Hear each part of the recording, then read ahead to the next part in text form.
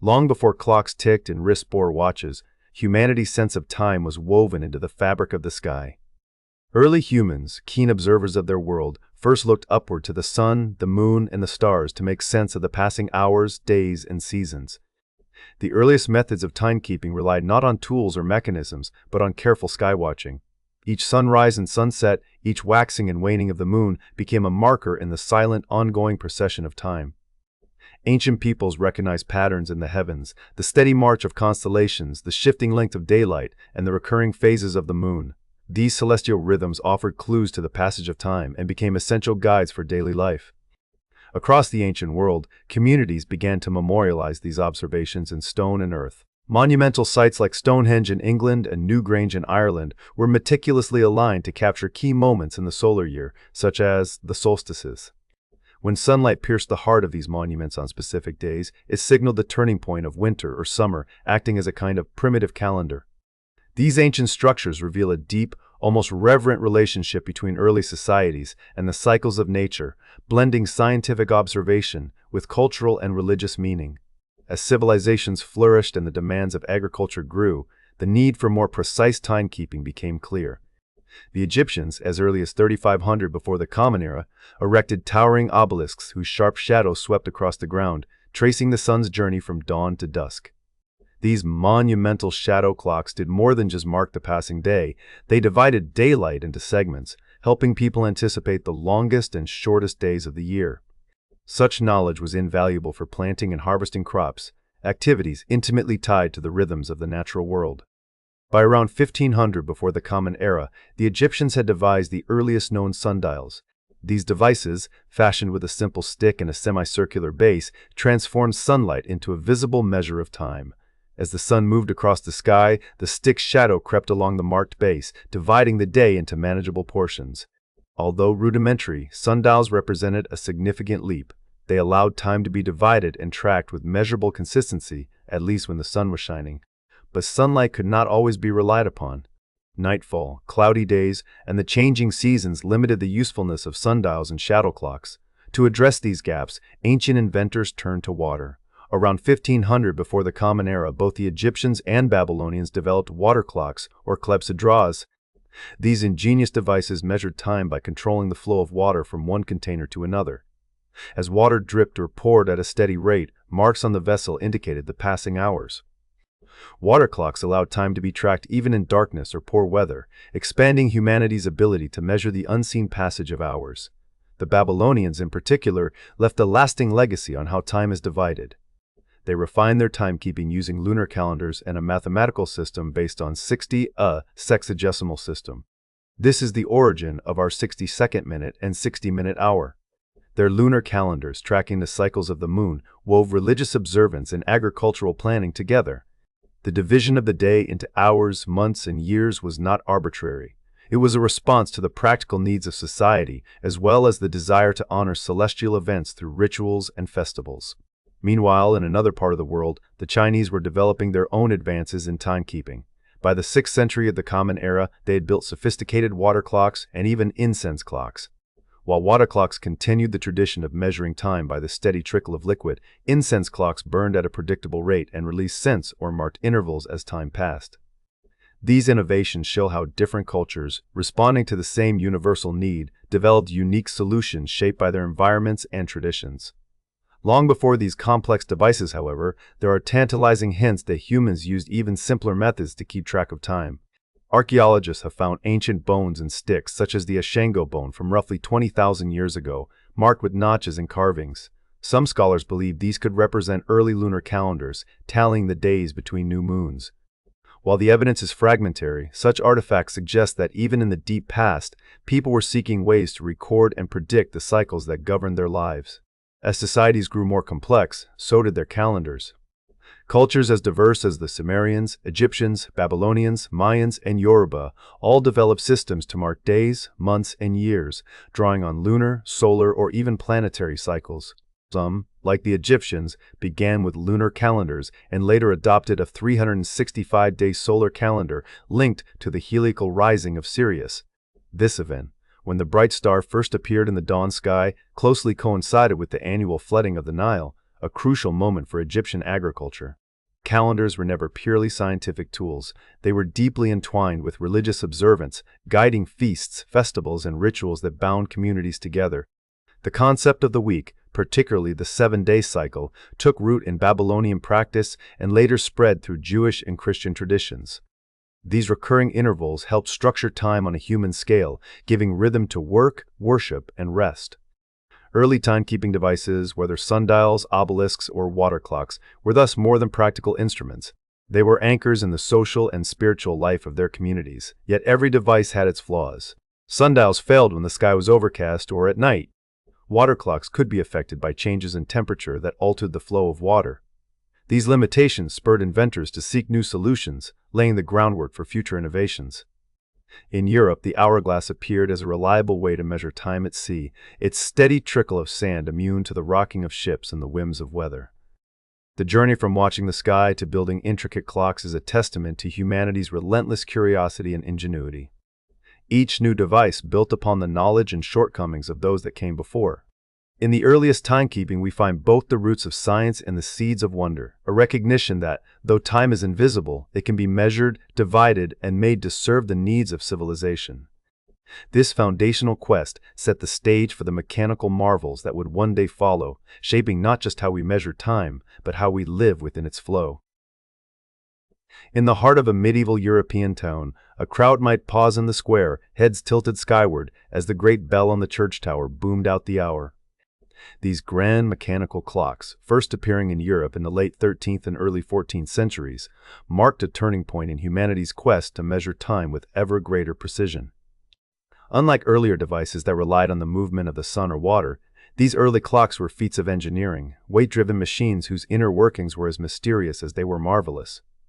Their presence in public spaces, monasteries, city halls, and bustling marketplaces heralded a new era, one in which the tempo of daily life was set not by celestial rhythms, but by the measured tick and toll of gears and levers. At the core of these machines was an ingenious mechanism known as the escapement. The earliest mechanical clocks used what is called a verge and foliot escapement, a system that transformed the unwinding force of a weight into the steady, regulated motion needed to drive the clock's hands. The verge, a vertical rod with pallets jutting out, engaged with a crown-shaped gear. Each time the gear turned, it nudged the verge, which in turn rocked the foliot, a horizontal bar with adjustable weights at each end. This seesawing motion allowed the gear train to advance at a controlled rate, releasing energy in measured pulses rather than in a single, chaotic rush. The escapement was a subtle marvel, a kind of mechanical heartbeat that brought new regularity to timekeeping. The foliot served as the clock's regulator. By sliding the weights along the bar, a clockmaker could fine-tune the speed at which the mechanism ticked, though this method was far from perfect. Early mechanical clocks governed by the folio could gain or lose as much as 15 minutes in a single day.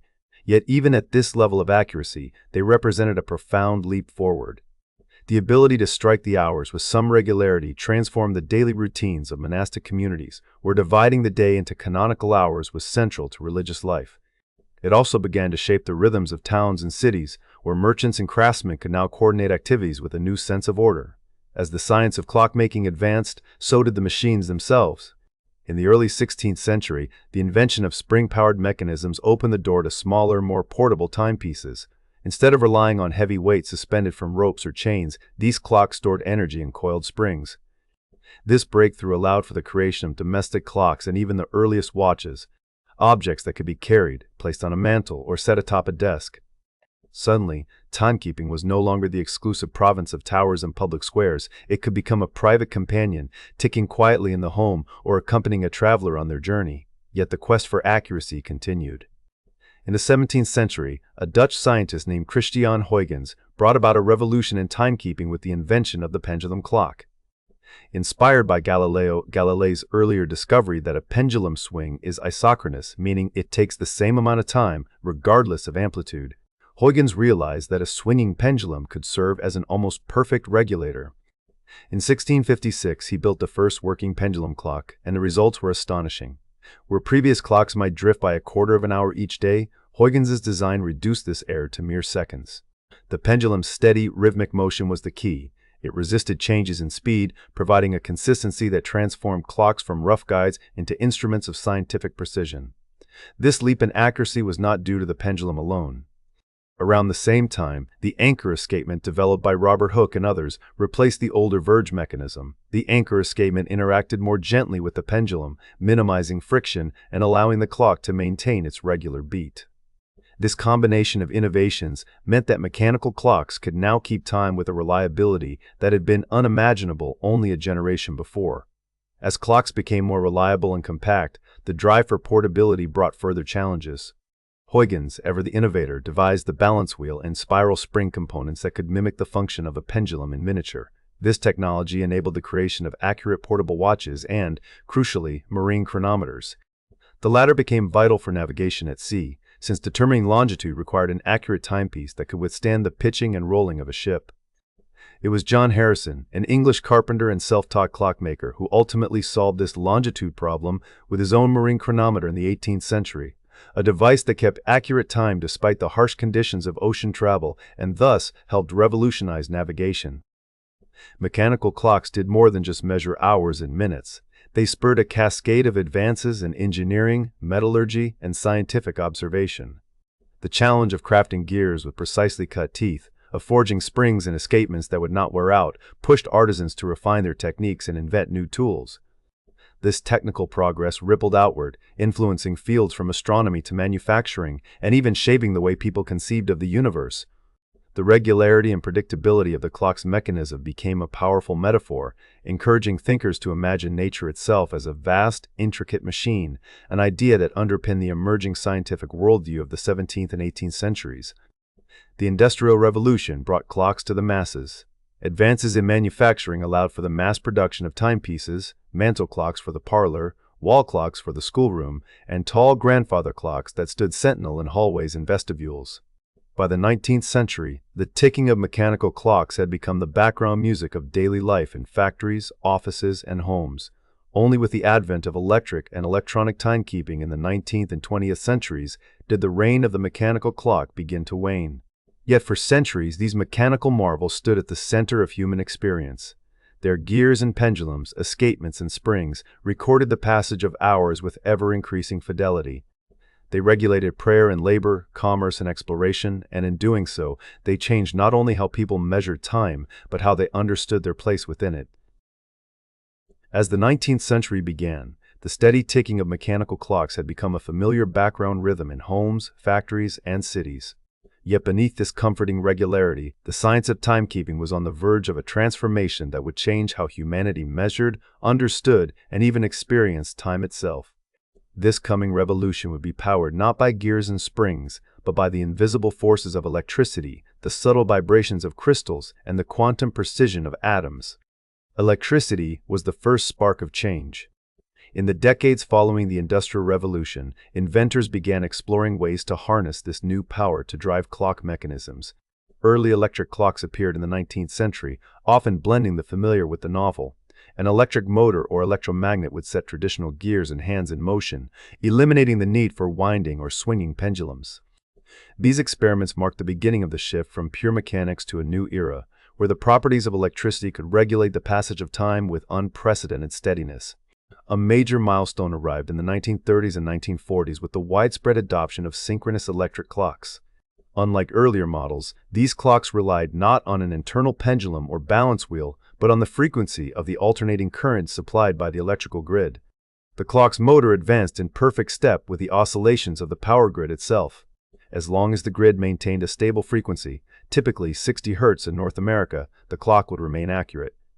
This innovation brought reliable, affordable timekeeping into millions of homes and workplaces, subtly weaving the measurement of time into the very infrastructure of modern society. The quest for precision pressed onward. In 1927, a breakthrough emerged from the laboratories of Bell Telephone, Warren Marison's invention of the quartz clock. This device seemed almost magical in its accuracy, yet its principle was elegantly simple. When a thin sliver of quartz crystal is struck, it vibrates at a steady, predictable frequency, a property known as piezoelectricity. By shaping and tuning the crystal, engineers could create a natural oscillator far more stable than any mechanical pendulum or balance wheel. In a quartz clock, an electric circuit sends a current through the crystal, causing it to oscillate thousands of times per second. These vibrations are then counted and converted into the familiar movement of clock hands or the steady blinking of digital displays. The impact was profound. Quartz clocks offered accuracy, an order of magnitude better than the finest mechanical timepieces. Daily errors shrank from seconds to fractions of a second. As manufacturing techniques improved and costs fell, quartz technology swept across the globe. By the late 20th century, quartz clocks and watches had become the default means of keeping time, their tiny chips humming silently in wrists, walls, and appliances. This rapid adoption, sometimes called the quartz crisis, upended traditional watchmaking industries, especially in Switzerland, as mass-produced quartz watches became affordable and ubiquitous. Yet even as quartz timepieces became household staples, a new frontier beckoned, one rooted in the very fabric of the universe. Atomic clocks, first developed in the mid-20th century, represented the ultimate pursuit of precision. Rather than relying on mechanical or even crystalline oscillators, these clocks measured the natural frequency at which atoms transition between energy states. Cesium-133, in particular, proved ideally suited to this task. When exposed to specific electromagnetic radiation, cesium atoms resonate at a frequency so regular and unchanging that it became the new foundation for the definition of the second. Since 1967, the official unit of time, the International System's second, has been defined by 9.2 billion oscillations of the microwave radiation absorbed or emitted by a cesium-133 atom during a particular transition. With this redefinition, timekeeping was no longer tied to the imperfections of earthly mechanisms or even the subtle irregularities of celestial motions. The second, and by extension the minute and hour, became anchored to the universal properties of matter itself. The implications of atomic timekeeping reach far beyond laboratories and scientific journals. Modern atomic clocks, including advanced designs like cesium fountain clocks and hydrogen masers, are capable of maintaining accuracy to within a few nanoseconds over long periods. These devices stand at the heart of global navigation systems, such as Global Positioning System, where the precise timing of satellite signals allows for pinpoint location measurements anywhere on Earth. Telecommunications networks rely on atomic clocks to synchronize data across continents, ensuring that phone calls, internet traffic, and digital broadcasts flow seamlessly. Even the world's financial markets and power grids depend on synchronized time signals, allowing billions of transactions and electrical pulses to occur in perfect order. The relentless drive for ever greater accuracy continues. In recent years, physicists have developed optical atomic clocks, which use atoms such as strontium or ytterbium and measure transitions at much higher frequencies than those used in cesium clocks. The potential of these devices is staggering. Their precision is so refined that they may err by less than a second over billions of years. If adopted as new time standards, these clocks could further revolutionize our understanding of time and its flow, opening new doors in both science and technology. The consequences of this march toward precision are not merely technical. Advances in timekeeping have enabled some of the great scientific discoveries of the modern age. Atomic clocks have provided tests of Einstein's relativity, revealing how time itself bends and warps in the presence of gravity and motion. They have made possible the synchronization of global networks, from satellites to laboratories, and have improved navigation to a degree unimagined by previous generations. Through each leap from electric motors and synchronous clocks to quartz oscillators to the quantum dance of atoms, our ability to measure time has grown ever more exact. Yet the story is not one of mere numbers and accuracy, but of progress that ripples outward, shaping the world we live in. Time, once marked by shadows and swinging pendulums, now pulses with atomic certainty, its beat underlying the digital symphony of our age. And as scientists push the boundaries even further, humanity continues to chase time's elusive perfection, always seeking, always refining, always measuring the immeasurable. Imagine a world where every clock, from the wristwatch on your arm to the instrument panels aboard a jet circling the globe, ticks in perfect harmony. This is not just a feat of engineering, it is one of the greatest achievements of modern science, the global synchronization of time. The science of synchronization allows us to arrange meetings across continents, stream live events to millions, and navigate cities and seas with astonishing precision. But how do we actually keep all these clocks, scattered across our planet and even orbiting above it, perfectly coordinated? At the heart of this achievement lies Coordinated Universal Time, or UTC.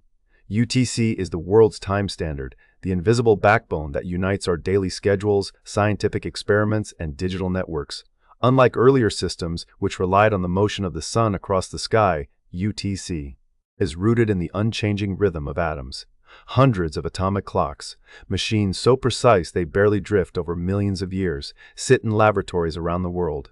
Their time signals are combined and balanced by the International Bureau of Weights and Measures, or BIPM. The BIPM takes the readings from these clocks, calculates a weighted average, and produces a single authoritative rhythm, the heartbeat of global time. This process did not always exist. For centuries, Greenwich Mean Time, or GMT, based on the position of the Sun as observed at the Royal Observatory in England, served as the world's reference. But the Sun's apparent motion is not perfectly regular, and as our world became more interconnected, tiny discrepancies added up. UTC, with its atomic foundation, replaced GMT as the primary reference for civil time. It offers a standard that is stable, uniform, and immune to the quirks of planetary motion. Yet the Earth itself is a restless partner in our quest for precision. Our planet's rotation is not perfectly steady. Winds, tides, and even seismic events can speed up or slow down its spin by fractions of a second. To keep atomic time in step with the world's natural cycles, leap seconds are sometimes added to UTC. The International Earth Rotation and Reference System Service, or IERS, monitors the wobble and drift of our planet's spin and, when necessary, instructs that a leap second be inserted, usually at the end of June or December. This keeps UTC within 1 second of the actual rotation of the Earth, ensuring that noon remains close to the moment when the Sun is highest in the sky. This elegant dance between atomic precision and planetary reality gives us a standard that is both rigorously scientific and deeply practical. But UTC alone is not enough. The world is vast, and the Sun rises and sets at different times in different places. How do we reconcile the needs of a global standard with the demands of local life? The answer lies in time zones. Instead of each town setting its clock by the local noonday sun, the world is divided into regions, time zones, each defined as a fixed offset from UTC. For example, when it is noon UTC, it is 1 p.m. in one zone, 8 a.m. in another, depending on how far east or west you are. Time zones let communities adapt to daylight and darkness in a way that matches their daily rhythms, while still remaining tethered to the universal pulse of UTC. This system was not always in place. It emerged in the 19th century, propelled by the demands of railroads and telegraphy. Before that, each city kept its own local solar time, making it almost impossible to synchronize schedules over long distances. The adoption of standard time zones swept away this chaos and made global coordination possible for the first time. Today, the precision and reliability of UTC and the time zones derived from it are essential to the functioning of our world. Scientific research depends on synchronized clocks to record events, compare data, and test theories. Telecommunications networks carrying phone calls, text messages, and data require exact timing to route information without confusion. Power grids rely on synchronized pulses to keep electricity flowing smoothly and safely. Financial markets execute billions of trades each day, all time-stamped and sequenced by the global clock. Even the most advanced sensing technologies, from earthquake monitoring to radio astronomy, depend on the ability to know exactly when something happened, anywhere on Earth. But how do we actually deliver this perfect time to every corner of the globe? One of the most remarkable tools is the Constellation of Global Positioning System, or GPS, satellites orbiting the planet. Each GPS satellite carries its own atomic clock and continuously broadcasts a time signal. Receivers on the ground pick up these signals, compare their arrival times, and can synchronize themselves to the global standard within nanoseconds. This is not only the foundation of global navigation, allowing ships, planes, and cars to pinpoint their position, but also provides the time signals that power everything from mobile phones to stock exchanges. Delivering time with such accuracy is a scientific challenge that has inspired a host of ingenious solutions. Besides GPS, other satellite systems, ultra-stable fiber optic links, and even emerging quantum networking methods are used to transfer time signals between laboratories, observatories, and vital infrastructure. These techniques ensure that the definition of a second, as determined by the world's most precise atomic clocks, remains exactly the same, whether you are in Paris, Tokyo, or a remote village on another continent. Behind the scenes, the International Bureau of Weights and Measures orchestrates this vast symphony. The BIPM collects data from atomic clocks around the world and produces both International Atomic Time, a purely mathematical average, and Coordinated Universal Time, which includes the leap seconds needed to keep us in sync with Earth. Their work ensures that the second, the basic unit of time, is not just a local convenience but a universal constant, recognized and trusted by every nation. The science of synchronization, then, is not only about technology, it is about trust and cooperation on a planetary scale. It is the reason scientists in different countries can collaborate on experiments that depend on split-second timing. It is the invisible thread that connects the world's financial centers, keeps airplanes safe, and lets us marvel at live broadcasts from distant corners of the globe. In a sense, synchronization is what makes us a truly global civilization, bound together by the relentless shared march of time. In the relentless march toward greater precision, timekeeping has always reflected our deepest ambitions and wildest dreams. Each new leap in accuracy draws us closer to the fundamental rhythms of the universe, and today we stand at the threshold of technologies that promise to measure time with a fidelity once thought impossible. The future of timekeeping is being shaped in laboratories where scientists wield lasers and trap atoms, pursuing the faintest vibrations of matter in their quest for perfection. At the heart of this revolution are optical lattice clocks, remarkable creations that push the boundaries of what it means to measure time. These devices rely on atoms such as strontium or ytterbium, cooled to near absolute zero and held in place by a lattice of intersecting laser beams. In this orderly grid, the atoms are isolated from external disturbances and can be probed by ultra-stable lasers tuned to optical frequencies, oscillations that occur at rates far higher than those used in earlier atomic clocks. The result is staggering. These clocks have achieved a level of accuracy so refined that they might deviate by no more than a single second over 10 billion years. This is not merely a technical achievement. It is a testament to human ingenuity and a glimpse into a future where time is measured by the very heartbeat of the cosmos. Such precision is far more than an academic curiosity. Optical lattice clocks are strong contenders to redefine the international system's second itself, potentially supplanting the cesium standard that has served as the bedrock of our timekeeping for decades. This transition could drive advances across a spectrum of scientific and technological fields. In quantum computing, where the choreography of subatomic particles demands extraordinary accuracy, better clocks could unlock new horizons. Navigation systems already dependent on precise time signals stand to benefit as well, potentially achieving location accuracy measured in millimeters rather than meters. Even the most fundamental questions of physics, such as whether the constants of nature truly remain constant, can be explored with greater sensitivity when time is measured with such exactness. Yet, as scientists look ahead, the pursuit of perfection does not stop with optical clocks. Another frontier beckons: nuclear clocks, a technology still in its infancy but rich with promise. Unlike atomic clocks that measure the transitions of electrons orbiting the nucleus, nuclear clocks aim to probe transitions within the atomic nucleus itself. This promises even greater stability, as nuclear states are typically less susceptible to environmental disturbances such as magnetic fields or temperature fluctuations.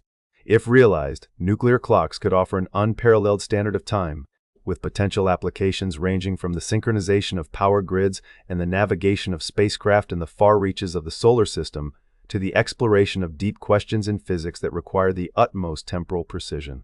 As these marvels of measurement evolve, they are being woven into increasingly complex networks.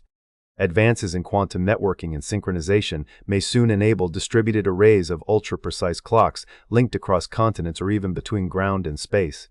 Such networks could support scientific research that demands the comparison of time signals separated by great distances, or geolocation systems that rely on multiple reference points to provide position with unprecedented accuracy. The implications for fundamental science are profound. By comparing clocks in different gravitational fields or at varying altitudes, researchers may probe the very fabric of space and time, testing the predictions of relativity and searching for subtle effects that could hint at new physics. But the future of timekeeping is not confined to the rarefied world of fundamental research. It is also being shaped by the everyday needs of society as workplaces and institutions seek ever more accurate and flexible ways to track the passage of hours. The integration of artificial intelligence and machine learning into timekeeping systems is already underway, promising to streamline workplace time tracking and enhance security through biometric authentication. Imagine a system that recognizes an employee's face or fingerprint, automatically logging their arrival and departure and learning to adapt to changing work patterns with minimal human intervention. This is not a distant dream, but an emerging reality, driven by the demand for compliance, accuracy, and flexibility in a world where traditional notions of the workday are rapidly evolving. These technological shifts are reflected in the global growth of the time and attendance software market, which is expanding as organizations seek solutions that balance precision with adaptability. The need for reliable records, whether for payroll, compliance with labor regulations, or simply the smooth functioning of a distributed workforce, has never been greater. In this context, timekeeping is less about marking the relentless march of hours and more about enabling new forms of collaboration and productivity tailored to the rhythms of modern life. Looking ahead, the devices that keep our hours may become even more compact, portable, and accessible. It is conceivable that the extraordinary precision of today's laboratory clocks will one day be embedded in everyday objects, shrinking the boundary between scientific instrument and personal accessory. A smartphone or wearable device that carries an ultra-precise clock, synchronized to a global network, could enable services and applications that are difficult to imagine today. The democratization of precision timekeeping promises to unlock new capabilities, from personal navigation to secure communications, and to anchor our increasingly digital lives to a stable and universal standard. Underlying all these developments is the enduring significance of precise timekeeping for both science and society. As our ability to measure time grows ever finer, we gain not only new tools, but also new perspectives. Improved clocks enable scientists to explore the universe with greater clarity, to test the laws of nature with greater rigor, and to push the boundaries of technology in ways that touch every aspect of human life. Navigation becomes more accurate, communications more reliable, and the coordination of vast networks, whether of machines, people, or information, more seamless and secure. In this ongoing quest, the future of timekeeping is not merely a technical challenge, but a continuing expression of our desire to understand, organize, and participate in the cosmos. Each advance brings us a step closer to the fundamental rhythms of the universe, even as it raises new questions about the nature of time itself. The story of timekeeping is far from over. It unfolds with every tick of the most advanced clocks, calling us to imagine what might yet be measured, discovered, and achieved.